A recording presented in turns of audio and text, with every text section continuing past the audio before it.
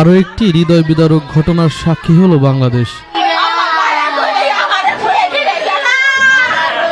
শিশুটির নাম সুমাইয়া, বয়স মাত্র 11 মাস।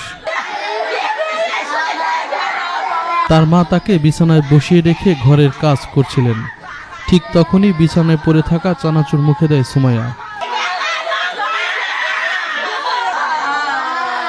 ছোট্ট সুমাইয়ার গলায় আটকে যায় চানাচুর। বাড়িতে থাকা লোকজন যখন বুঝতে পারে তার গলায় চানাচুর আটকে গেছে, তারা আপ্রাণ চেষ্টা করে তা বের করার জন্য,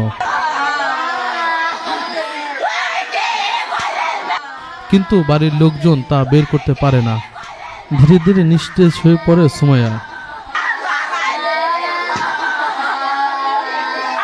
তাকে নেওয়া হয় সরিষাবাড়ি স্বাস্থ্য কমপ্লেক্সে এবং কর্তব্যরত চিকিৎসক তাকে মৃত ঘোষণা করেন।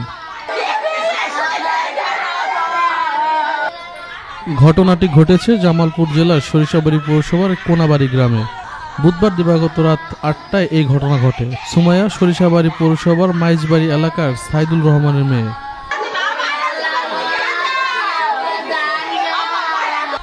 গণমাধ্যমের সাথে কথা হয় সরিষাবাড়ি উপজেলার স্বাস্থ্য কমপ্লেক্সের জরুরি বিভাগের চিকিৎসক মাসুদুর রহমানের সাথে।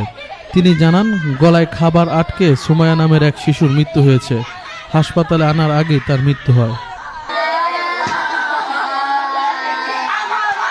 Desk report, BD hour.